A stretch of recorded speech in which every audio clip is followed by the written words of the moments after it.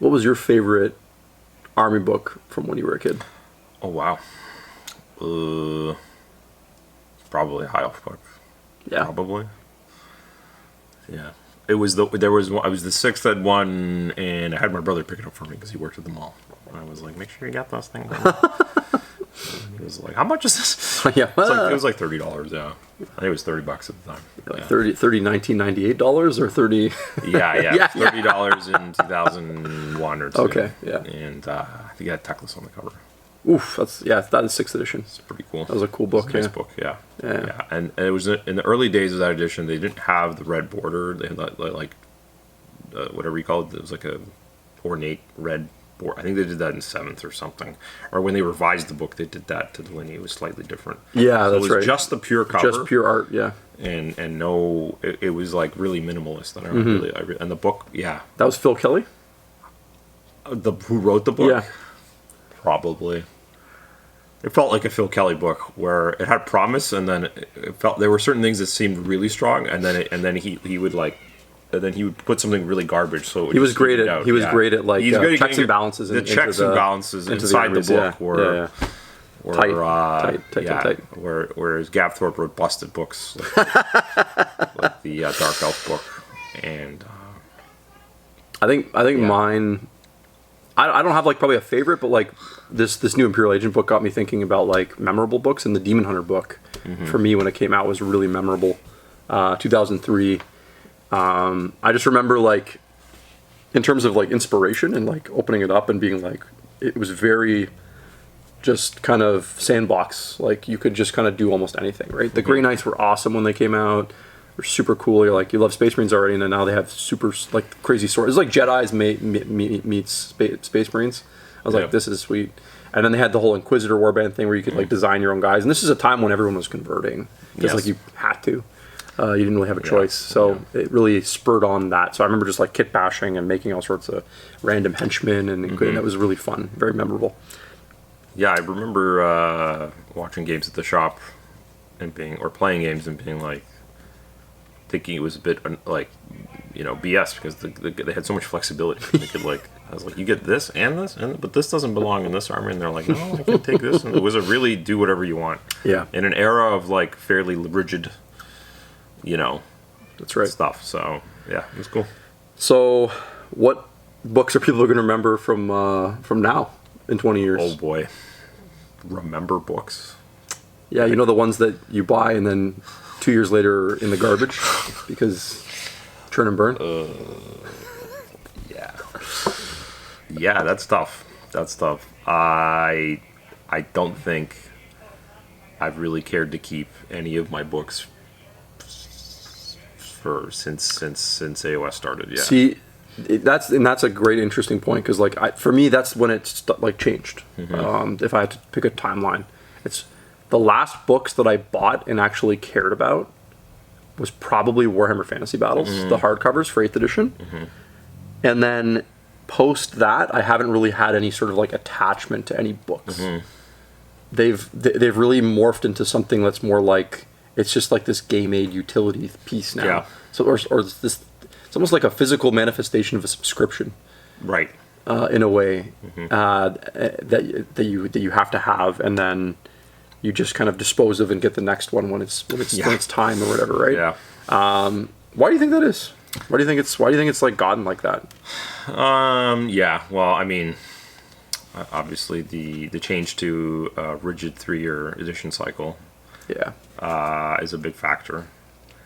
The fact that the contents of the book, with some exceptions, generally, like the if it's 100 pages, the 80 pages, the changes very little. So occasionally you get a new army book for a new faction or new army, and that's exciting. Like, I'll probably keep my cities book a little longer, my 3rd ed one, because of the fluff part about it and the art. Like that was brand new for that army at the time. And it will probably, but when they come out with their 4th ed book, Battle Tome, and whenever that is in a year, it will probably reuse the same 80 whatever pages and just change the back. Yeah. So then there's not really so I won't have as much attachment to the book probably. So that's a problem that you're just not likely to like. I think there's probably a lot of there's another factor that I think is worth mentioning, and that probably has to do with our demographic being like extreme hobby veterans. So you've read that story many times. You've heard that if they make a new Luminous book or a new whatever.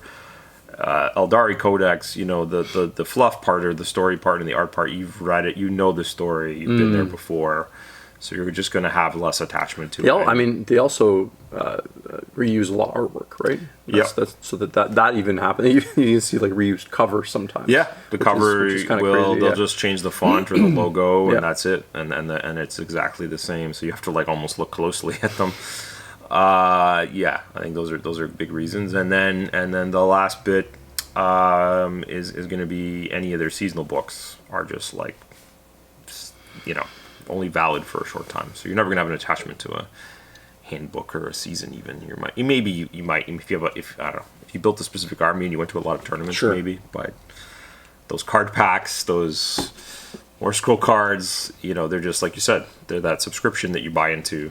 Which is a good way to think about it, to be honest, to let you experience the thing in its fullest. But you have to like also know that that thing's going to get, chucked. And that's the thing that's crazy to me. And I think you really hit the nail on the head there with like it really is mostly I think time speeding up with these things, because if these are like just physical manifestations of a subscription model, which is what they really do feel like now, which is fine, because if that's the cost to play the game, that's the cost to play the game, and then you accept it or you don't, right? Yeah.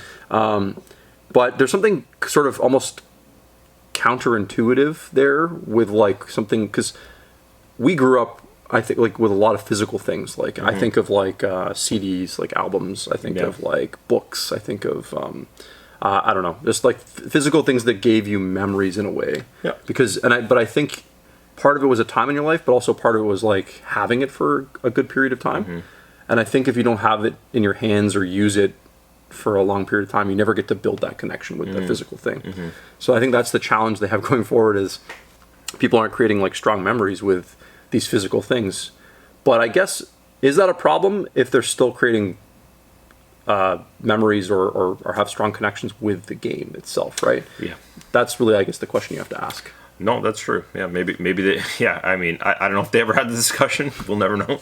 But that is very true. I think if you're the like marketing exec and you're thinking of like what matters the most, and I think the one thing that hasn't changed and will always be there for the hobby is when you play and something awesome happens in a game, that you'll remember that regardless of the book or the whatever. And that's probably the purest nostalgia from the different editions, is remembering, I remember what happened in this game. That's why Chris and I were the people that had no problem moving on from the old world. We're just like, I have all these great memories. I don't I'll always have them. Things coming to an end isn't always the end. It's like all things end. You have to kind of like, appreciate. I say this a lot. I was like, I this is probably why I never I don't. There's always like a what do you call it? Like a unsatisfying ending in like the live service games or whatever, the video games that like just the MMOs and things just continue and continue and continue. Like sometimes it's like incredibly satisfying to just play a video game and it finishes. Yeah. Yeah. I like that a lot. You beat the last boss, you get your ending. Yeah. Maybe you do a few little doodads and you're just like, that was great. Like, and maybe you replay it and do a different path, but like there's nothing wrong with, like, you don't need to go and do it like 10 times or 100 times, and the best ones you will replay a few more times, but I don't know, it's that's probably why if you think of the Game of Thrones angle, why it had such a sour taste, or it just didn't end. It's like, why you could have just like ended it and then walked away. I'd have to leave it open ended, and things like that, right? I don't know. I think that's important. So anyway, it's a bit of a rant on that, but I think maybe they thought about it that way. They're like, look, who cares? The books will come and go. They're our way of delivering rules, and I think there's always this angle that like we often just like Because even us, we were always like, oh, I really need to just go digital already. Mm-hmm. But they're probably having some discussion, and there's always a guy being like, yeah, but like we sell a lot of books, or people like books. Yeah. And I guarantee you, if they said tomorrow we're all digital, and we're not printing a single book anymore, I think there'd be a lot of pissed off people. Absolutely. Yeah. They would just be like, I'd be one of them. I think. I like reading the book. I like playing with the book. Yeah. Yeah. And now there's more arguments to be made where you could say, yeah, give it time in a year or two. But I think there would be. You never know though. Like they release us an egregious sounding rule, and the internet goes aflame, and then sometimes they yield to it. Like, so there is some power there if you get enough people mad enough. Like it's so. Yeah, it's interesting to me. Like I think about going back to like the CD analogy or the album analogy. Like people don't buy CDs anymore. People have Spotify. Farther. They buy vinyl now. Well, I was going to say that, but like people started to do the digital music thing. Yes. And then Spotify is huge. Obviously, people have or YouTube Music, whatever they use. And my immediate concern is like, because I'm always comparing things to how, and this is what people do as they get older, obviously, right? Is they compare things to how it was for them. And one of the magic things for me about it was listening to a CD as a thing, like an album, from start to finish almost, right? And getting the whole experience. And I worried with like digital music and like Spotify, people just listen to songs. Yeah. And they just listen to songs they like, right? Yeah. And the less popular songs get lost, but then you're missing the whole picture that was like. And with the hobby and with army books, I wonder if, because it's so transactional and it's so, I'm buying this to, basically the people that are buying it now are buying it to use it in the game because they need it to play. It's a very one-dimensional experience, as opposed to like when you bought an army book before, you really bought it for inspiration and a lot of other things. I feel like at least those old army books had a lot more like goofiness to them, I guess. And they've become so streamlined and so single-purpose, I think now in a lot of ways. And then to say there's a lot of improvements to them as well. I wonder, and then now like you said, music has kind of gone 360 and people are going back to the physical experiences again, because obviously it's very human to want the physical experience. Like we want tangible, touchable, real things. I mean, right? Retro video game stores are very popular. Massive. There's probably more of those than actual video game stores. Right? Yeah. What's the army book like? What's the map for that for games? Do we see like books basically go fully digital first? Like, are they going to try this and then? What comes out the other side, like at the end, right? Is that not even a comparable thing? I don't know. The one thing is I haven't really seen enough of. I mean, they have the app. It's like they're just trying to placate both. They're like, we have the app, we have the books too. And the funny thing about the book is always oddly. I mean, the app is convenient because you write lists and you can check things. But the app has always got some bugs and things that aren't updated, and I feel like the book is almost the like more safer choice in a way. Like I know people will be like, yeah, but then they errata something and the book is quote invalid. But you get the digital version with it anyways now, so kind of get both. I don't know. It's the problem the book will always have versus like a vinyl is that like it's just not for very long. Like it has an expiry date built into it. Yeah, which is the tricky part, I guess, right? Yeah. And unless Games Workshop changes how they operate with their timelines, like the 3-year cycle, I don't know that they're ever going to be able to create meaningful book experiences. Yeah. No, that probably is the key factor of why they just have no. Because when you're stuck when that book is there for like 4, 5, 6 plus years, you get really into it. Yeah. But they did other things in the book that they don't really do anymore, and I understand why, and it probably won't ever go back. Is they would include heroes, units, or whatever you want to call it, famous things. Sometimes they didn't have miniatures. Sometimes they were just mentioned, but they didn't have profiles. So they kind of like. It was a sandbox, but they like populated it with like stuff that you could grab onto. So I just think of all the like. There was just more famous, especially in the Chaos collections. There was just all these like famous heroes that were just like small, like niche heroes, and people were like, same with the Empire Army. They would like be like, yeah, because they would name these guys sometimes, and sometimes they had models in previous ads, and then they didn't have models, but they were still mentioned. So you think of the Sigvalds and the Skull Takers, but there's other more like, there was like a named Spawn and all these guys, and I think we missed some of that. I feel like some of that's gone away, where there was more personality, I guess. And I know now they really they don't want to mention or list anything unless they're going to have a model for it. Yeah. And you could that's probably because of all the stuff in the early noughts where that's the lawyers. That's the lawyer problem. You know what I mean? Because if they just write about it but don't have a model, then anyone can make a model, that's right? And so that's kind of a problem with the modern. All you 3D printer guys, you always forget about that part. It backfires. Like honestly, it does impact creativity to an extent, right? Like the Games Workshop doesn't get to be as creative because they have to limit what they say for the future because, like you said, they don't want to. They tip their hat. They legally can't. When they don't have concrete things, they have no case in a court of law to protect their intellectual property, right? So, I go back all the way to that Tyranid book was the big breaker for them. Yeah, where they really. I thought was really cool. They pushed the envelope. There's a whole bunch of stuff that had no minis for it, and the all the people out there just took advantage of it and made models for it. Yeah. And then won court cases. So that's where we are now, right? So that's why they're very corporate-y. That's why they're very careful. Yeah. I think about that. It's like what do you guys think? Are there any products that have come out in the last 5 years, 10 years that are books that you think you'll remember or are going to be nostalgic for you? I'm just very curious about that.